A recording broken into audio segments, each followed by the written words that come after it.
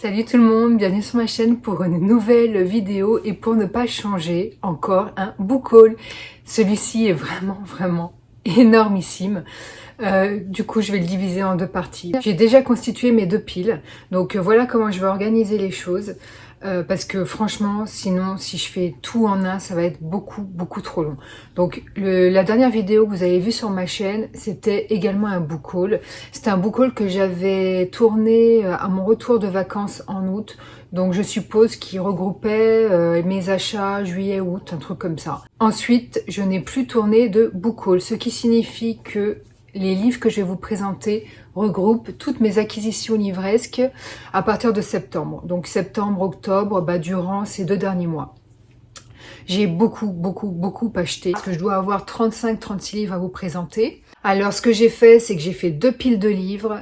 Une première pile sur le Young Adult Jeunesse et une deuxième pile sur les romans destinés aux adultes et les mangas.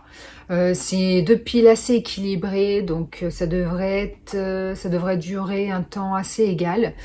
Donc ce que je vous propose, c'est de commencer déjà par vous présenter la première partie, à savoir tous les livres jeunesse et young adulte. Et ensuite, dans la deuxième partie que vous verrez donc semaine prochaine, les romans pour adultes, je vous présente le premier livre jeunesse, donc Magic Charlie de Audrey Alouette chez Gallimard Jeunesse. J'aime beaucoup la couverture qui est légèrement en relief et je la trouve magnifique. C'est super sympa dans une bibliothèque, ça fait vraiment très chouette. Donc c'est un livre que vous connaissez peut-être, qui a eu un énorme succès. Apparemment, ce livre serait le digne successeur d'Harry Potter. D'après mon libraire et peut-être plein d'autres gens. Voilà, mon libraire, ça a été un coup de cœur pour lui, donc il a adoré, parce qu'en fait, dans la librairie dans laquelle je me ravitaille, ils sont 3 libraires et ils ont chacun un peu leur genre de prédilection. Par exemple, Fred, je pense que c'est le gérant de la librairie, et lui lit beaucoup de thrillers. Donc on discute beaucoup de thrillers. Vous avez Audrey qui lit beaucoup de littérature blanche et de jeunesse. Et la troisième personne, bon, c'est celle que je vois le moins dans la librairie, donc je ne sais pas trop quel est son thème de prédilection. Mais voilà, ils ont tous des goûts un peu différents, donc je trouve ça génial parce que suivant un conseil que vous voulez avoir dans tel ou tel autre domaine, ils sont là pour vous conseiller au mieux et dans tous les domaines. Voilà, je vous mettrai en barre d'infos leur adresse. C'est une librairie qui se trouve à Paris. Donc si vous êtes parisien ou si vous travaillez à Paris, n'hésitez pas à aller y jeter un œil parce qu'en plus ils sont très sympathiques et ils ont beaucoup de choix. Et c'est une jolie librairie. Donc pour en revenir à Magic Charlie, parce que je m'égare, donc il existe une société de magiciens dans laquelle vous avez la grand-mère de Charlie. Charlie est un jeune garçon qu'on va suivre en fait. Et sa grand-mère fait partie de cette société, mais lui ne le sait pas. Il ne sait pas en fait qu'il vit dans un monde entouré de magiciens. Et cette grand-mère un jour va courir un grave danger. Et pour la sauver et pour se sauver lui-même, il va devoir intégrer cette société de magiciens. Voilà, donc je n'en sais absolument pas plus. Mais par contre, en lisant la 4e de couverture pour vous faire... Vous avez vu comme ça brille? Quand j'ai lu la 4e de couverture pour vous faire un petit résumé du livre, parce que je ne savais pas du tout de quoi ça parlait, je me suis aperçue, en fait, il disait que l'autrice, donc Audrey Alouette, en fait, c'est l'autrice de la bande dessinée Princesse Sarah. Donc Princesse Sarah qui est une bande dessinée que j'adore.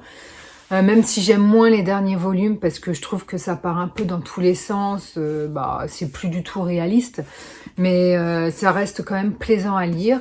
Voilà, donc c'était juste la petite info que je voulais vous donner. J'adore parce que ça brille en fait, c'est vraiment une très jolie couverture. Magic Charlie, c'est une saga pour le moment en 2 volumes. Je ne suis incapable de vous dire s'il y aura plus de volumes ou s'il s'agit juste d'une duologie. Je n'en sais absolument rien et je ne veux pas faire spécifiquement de recherche parce que j'ai peur d'être spoilée tout simplement. Donc je ne sais pas, mais en tout cas, 2 livres sont sortis et je peux vous dire que la deuxième couverture est aussi belle, voire même plus jolie encore que la couverture du tome 1. Et je n'ai pas encore le deuxième volume, je ne l'ai pas acheté pour le moment. Je vais attendre encore un peu. La ville s'en vend.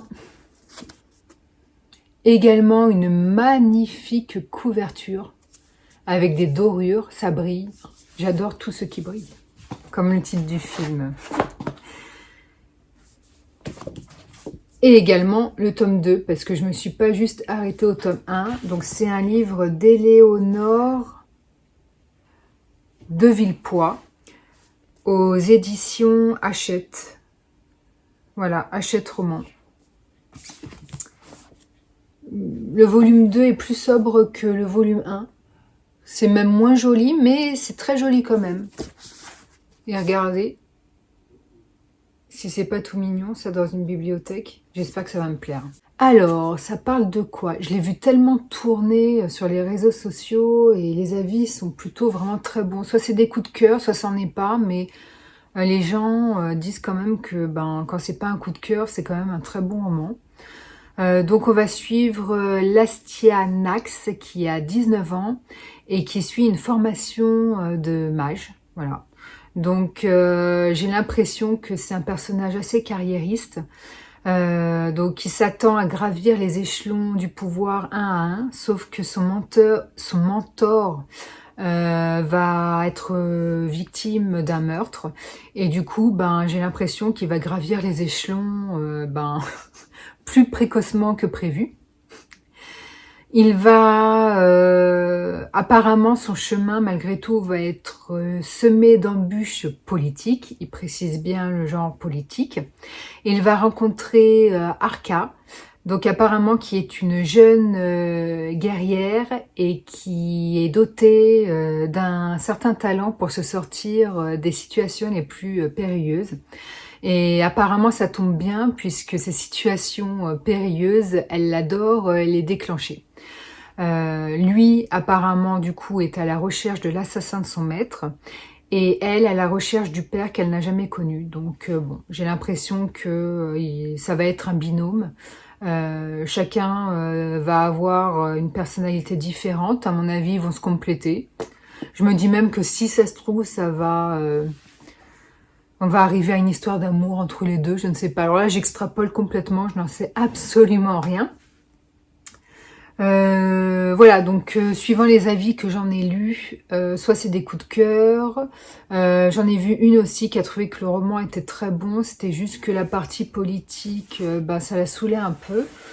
Voilà, moi ça me dérange pas. Alors dans les romans pour adultes, je n'aime pas la politique parce que je trouve ça lourd, ennuyeux. Je me dis dans le young adulte, ça devrait plutôt bien passer. Voilà, donc je me suis dit pourquoi pas tenter le truc. Voilà, ça risquerait quand même de me plaire. En tout cas, j'aime bien le résumé. Donc on va voir ce que ça donne.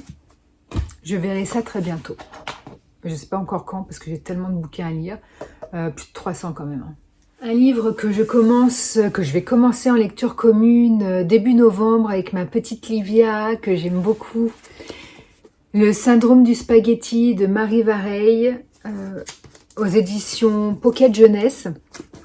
Alors, je sors mais complètement de ma zone de confort parce que c'est le type de livre que je ne lis absolument pas, tout ce qui est young adulte romancé, vous savez, je vais pas dire du style Virginie Grimaldi parce que pour le coup, Virginie Grimaldi est l'une des seules autrices que je lise en tout ce qui est lecture doudou, feel good, etc. Enfin, feel good entre guillemets, parce que le seul livre que j'ai lu de Virginie Grimaldi, j'ai quand même bien pleuré. Mais voilà, Marie Vareille, je la suivais sur sa chaîne Booktube quand elle en avait une. Je crois qu'elle l'a toujours, mais elle ne poste plus rien depuis qu'elle a eu son deuxième enfant. Et je ne le savais pas, mais quand je l'ai découverte sur YouTube, et ben en fait, c'était déjà un écrivain en fait. C'est juste une autrice qui a ouvert sa chaîne YouTube pour parler de livres, enfin des livres des autres. Bon, elle faisait aussi un peu de pub sur les siens, mais elle parlait surtout des livres des autres. Et, euh, et voilà, mais j'en entends tellement parler de Marie Vareille que voilà, ça a titillé ma curiosité. Et on a décidé avec cette copine, qui est ma copine Livia, que j'adore, de se faire des lectures communes, voilà, une fois toutes les deux, une fois tous les 2 mois à peu près, de se choisir un livre dans notre pile à lire respective et de le lire ensemble. Et voilà, donc notre dévolu est tombé sur celui-ci parce que quand j'ai vu qu'elle avait du Marie Vareille dans sa pile à lire, je me suis dit, bah c'est l'occasion. Parce que je ne la lirai pas toute seule, cette autrice, parce que c'est pas mon genre littéraire. Donc si je veux la découvrir, mieux vaut que ce soit en lecture commune. Donc du coup, hop, celui-ci, apparemment les avis sont plutôt bons. Donc on va suivre Léa, qui a 16 ans, qui est fusionnelle avec son père, qui a plein de rêves à réaliser. Et elle va rencontrer Anthony, qui a 17 ans, et je crois qu'il n'a pas connu son père. Ah oui, d'accord. Ouais, je sais pas s'il l'a pas connu, en tout cas son père est absent et il doit faire face aux nombreuses gardes à vue de son frère aîné en fait.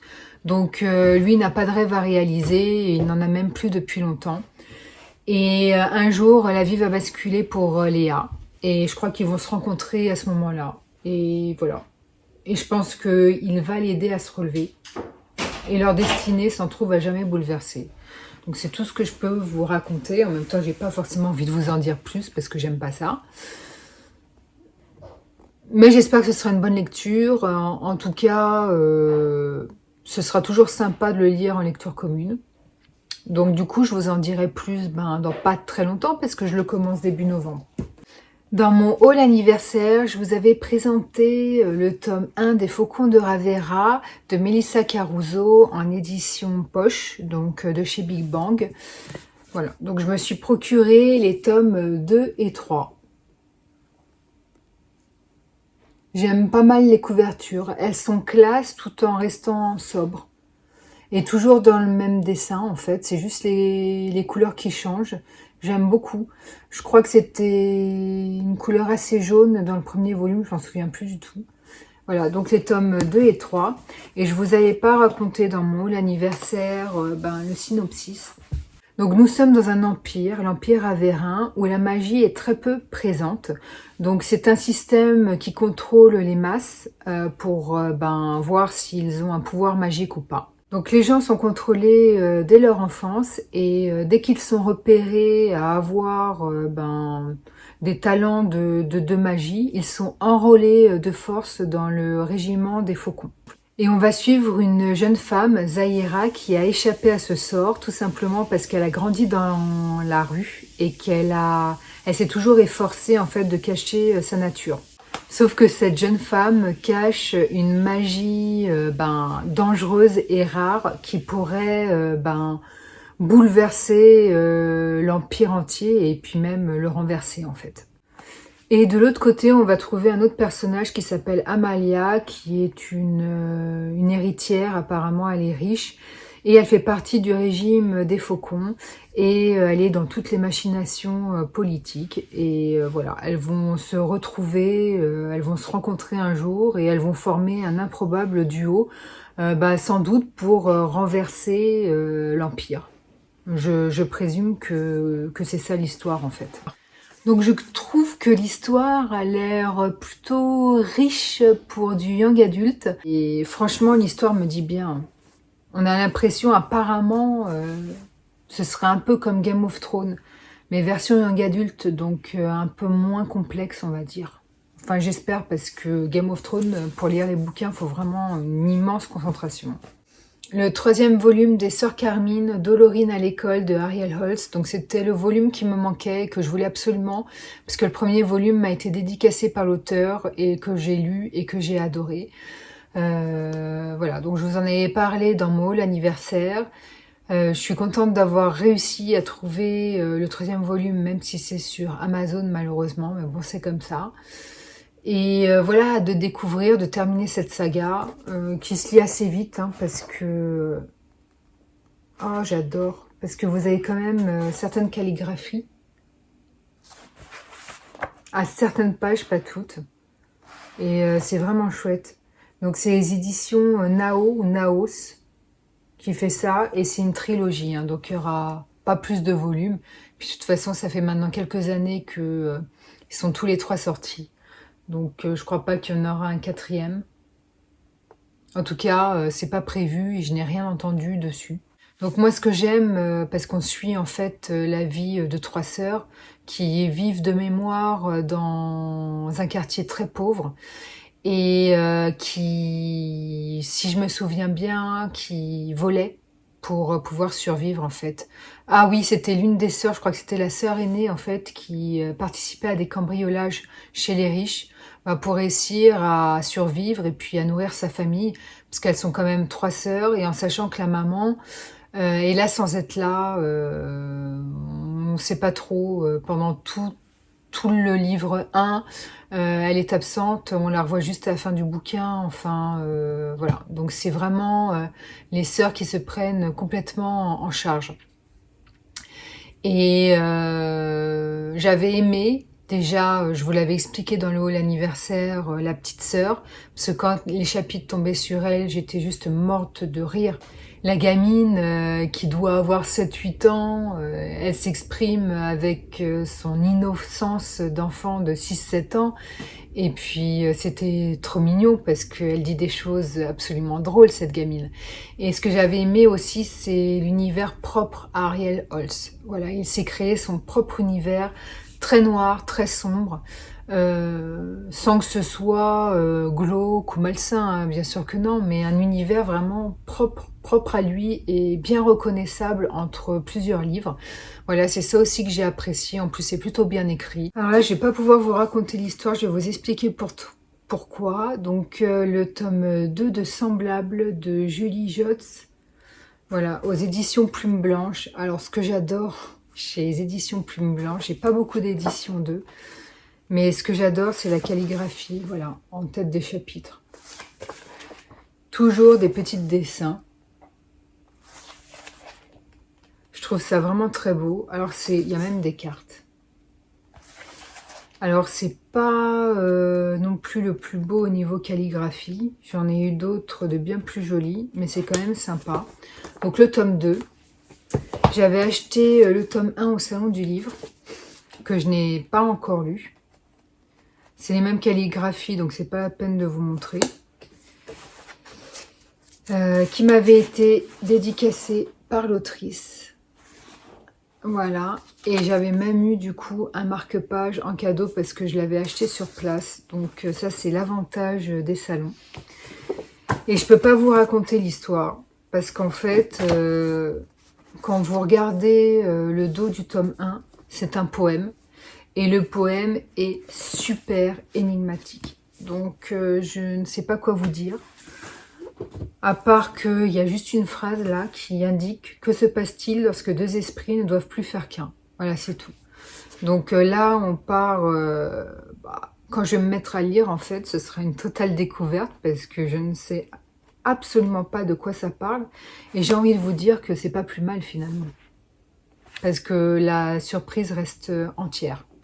Toujours dans le hall anniversaire, je vous avais montré le tome 1 qu'on m'avait offert de Rise d'Hélène Goodlet. Et c'était aux éditions Page Turner. Ils font vraiment de belles éditions. C'est la première fois que j'en ai de cette maison.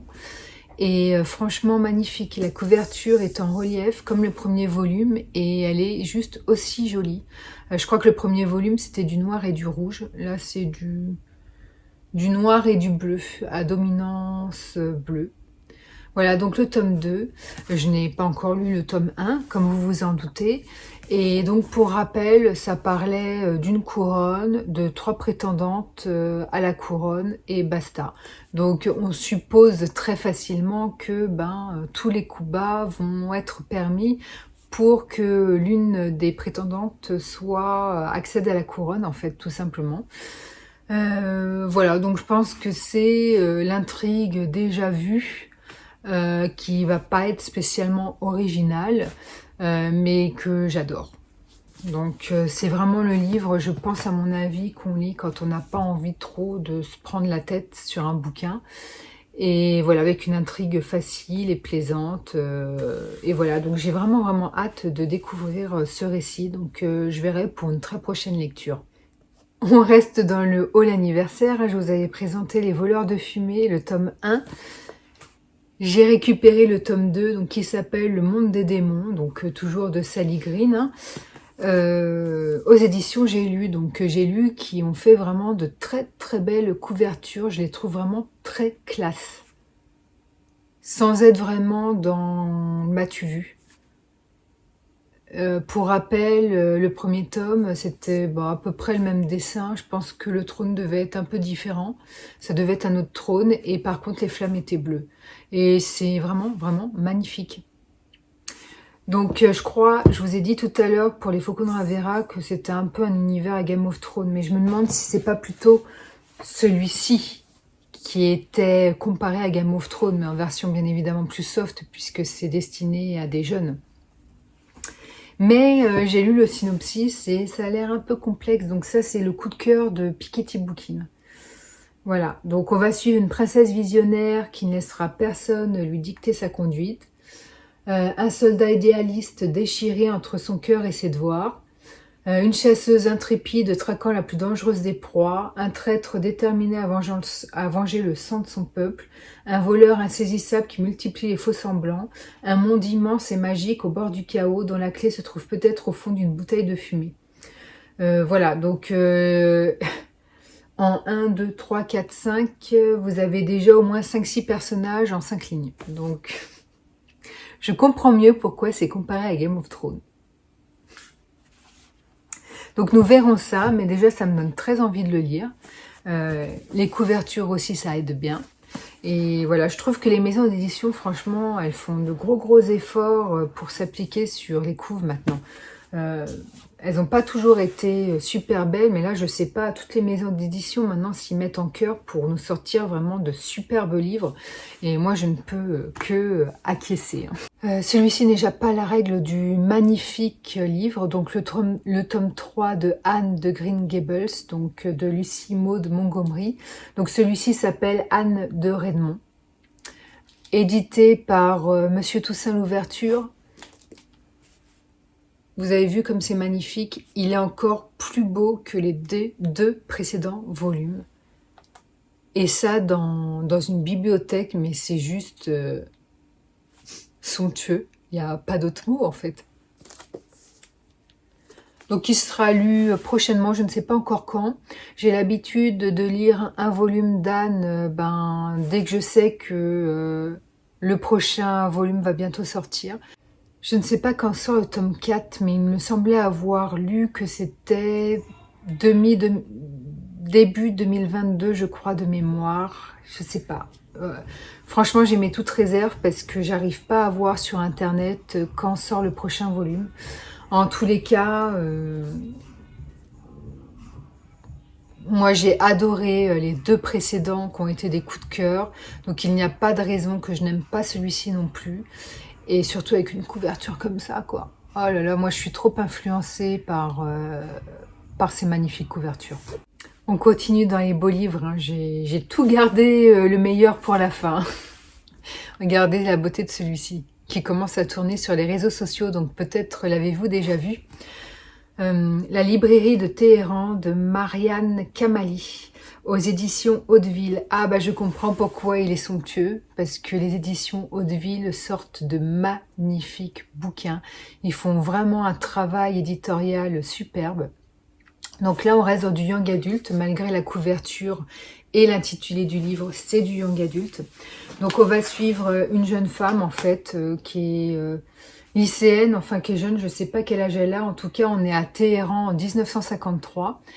Et voilà, vous avez une jeune femme qui est férue de littérature et dont les parents l'ont inscrite dans la meilleure école de la capitale parce qu'ils veulent en faire une érudite. Ils veulent en faire une femme savante qui sera capable de transformer le cours de l'histoire. Voilà, rien que ça. Et elle adore aller dans une librairie de son quartier à la recherche de littérature parce que, comme je vous l'ai dit, c'est une assoiffée de livres, donc voilà. Et un jour, elle va y rencontrer un jeune homme qui n'est pas du même milieu qu'elle et qui est un activiste politique et résistant. La librairie, du coup, va devenir le lieu de rendez-vous clandestin et de résistance où on suppose lieu où va commencer à naître une belle histoire d'amour, voilà, tout simplement. Donc des livres, plus histoire d'amour, plus pays en guerre, plus culture, plus politique. C'était un assemblage de termes qui a fait pchit dans mon cerveau. Là, il me fallait absolument ce livre. Et franchement, là aussi, vous pourrez pas me détromper, mais la couverture aide aussi, hein, vraiment. Et peut-être ai-je gardé le meilleur pour la fin? Niveau beauté et histoire, je ne sais pas, mais dites-le moi en commentaire. Les chroniques de l'érable et du cerisier, le tome 1, Le masque de No, de Camille Monceau, aux éditions Gallimard Jeunesse, et vous l'aurez peut-être aperçu, mais le travail éditorial est juste sublime, au niveau des tranches. Mais c'est... Comment on peut faire un travail comme ça? J'ai tellement eu un coup de cœur, franchement, pour ces magnifiques tranches que, écoutez, ma foi, hein, je me suis pas arrêtée en si bon chemin, j'ai acheté aussi le tome 2. Donc je ne sais pas si c'est juste une duologie, il me semble avoir entendu que c'était une duologie, que ça n'irait pas plus loin, à vérifier. Mais regardez, le tome 2, il est encore plus beau que le tome 1. Après, les couvertures, bon, rien d'exceptionnel au niveau des couvertures, elles sont jolies, mais voilà, c'est vraiment tout se joue au niveau des tranches. Et quand je suis allée récupérer ces 2 tomes dans ma librairie, mon libraire l'avait lu et m'a dit que c'était génial, génialissime. Tout ce que j'ai entendu, c'est que effectivement c'est très bien et que c'est très très bien écrit. Donc ça j'adore, les livres jeunesse, young adulte, magnifiquement écrits, j'adore ça. Je sais pas s'il y a des... Non, il n'y a rien de particulier au niveau de la calligraphie, ça reste simple à l'intérieur. Et on va suivre en fait un enfant abandonné qui s'appelle Ichiro et qui est élevé comme un fils par un mystérieux samouraï qui lui enseigne la voie du sabre.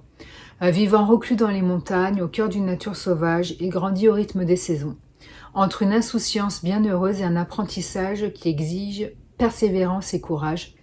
Mais par une nuit terrible, Ichiro voit sa vie basculer, il doit tourner le dos à son enfance pour affronter le monde et son destin. Alors j'ai l'impression que c'est un peu un roman d'aventure. Donc vous l'aurez compris, c'est avant tout une histoire de samouraï. Donc si vous n'aimez pas les histoires de samouraï, si vous n'aimez pas particulièrement tout ce qui a trait au Japon ou à l'Asie en général, donc forcément c'est pas forcément un livre pour vous. Moi je sais que j'adore les Asiatiques, le monde asiatique. J'adore surtout leur philosophie de vie. Tout est leçon de vie avec eux. Donc c'est toujours très instructif et passionnant, la vie avec eux. Et voilà, donc il paraît que c'est très bien écrit, donc c'était vraiment le point en plus, le point qui m'a fait vouloir découvrir ce livre. Mais que ça se lirait aussi comme un page-turner et que un roman d'aventure avec des rebondissements, des retournements de situation.